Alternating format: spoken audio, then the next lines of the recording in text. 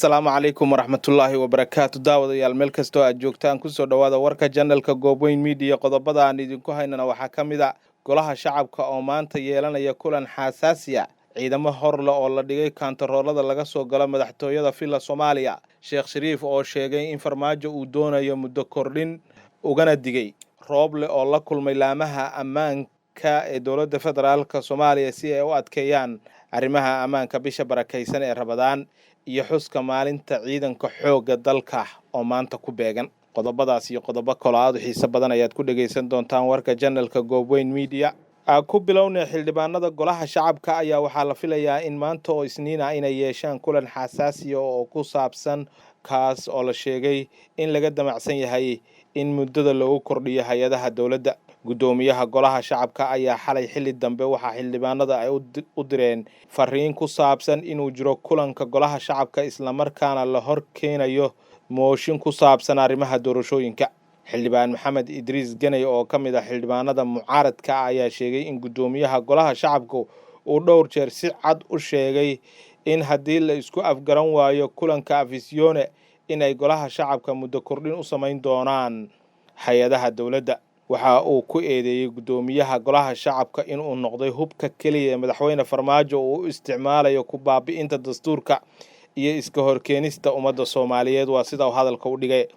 dhammaan wadooyinka soo gala madaxtooyada Soomaaliya ayaa waxaa maanta la keenay ciidamo horle kuwaasi oo gaadiidka qaar u diidaya inay galaan madaxtooyada Soomaaliya oo ay ku dhex taalla xarunta Villa Hargeysa oo ay ku shiraan xildhibaanada golaha shacabka ciidamo ka tirsan kuwa dowladda Soomaaliya oo wata noocyada kala duwan ee gaadiidka dagaalka ayaa saaka lagu arkayaa wadooyinka soo gala madaxtooyada Soomaaliya xilli la filayo in maanta uu qabsoomo kulanka golaha shacabka ciidamada oo wata hubka noocyadiisa kala duwan ayaa waxaa la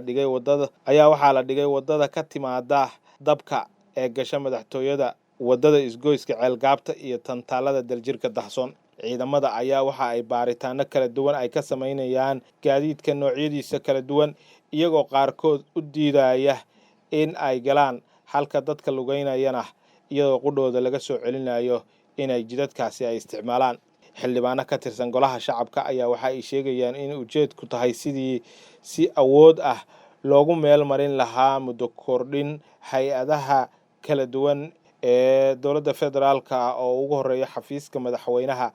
iyo waliba kan fulinta ee golaha wasiirada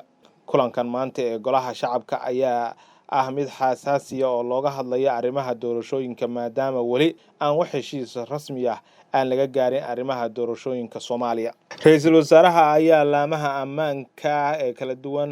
waxa uu la qaatay kulan looga hadlayay sidii loo dardargelin lahaa arrimaha sugidda nabadgelyada bisha barakaysan ee Ramadaan ra'iisul wasaaraha xukuumadda xilgaarsiinta Maxamed Xuseen Rooble ayaa kulan looga hadlayay adkeynta amniga inta lagu jiro bisha barakaysan ee Ramadaan la qaatay taliyayaasha ciidamada kala duwan ee dowladda Soomaaliya ra'iisul wasaaraha ayaa warbixin la xiriirta dhanka amniga ka dhageystay taliyayaasha ciidamada iyaga oo ka hadlay howlgallo ka socda gudaha magaalada iyo waliba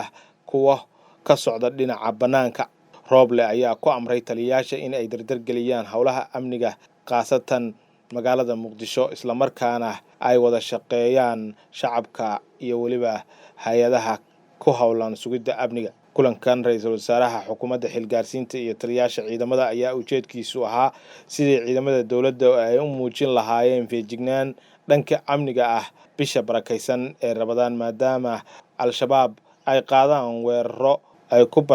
bartilmaameedsanayaan meelo kala duwan madaxweynihii hore ee Soomaaliya ahna gudoomiyaha midowga musharaxiinta Sheekh Shariif Sheekh Axmed ayaa sheegay in madaxweynaha muddaxileedkiisu uu dhamaaday ee Maxamed Cabdullaahi Farmaajo uu doonayo in maanta baarlamaanka uu u sameeyo muddo kordhin waxa uu sheegay in dhowr jeer ay ka digeen muddo kordhin welina aysan aqbalaynin sidoo kalena dalkeena uu yahay dal jilicsan marka la fiiriyo dhinaca dhaqaalaha amniga iyo waliba siyaasadda isla markaana qalalaase uusan la aqbali karin in dalkan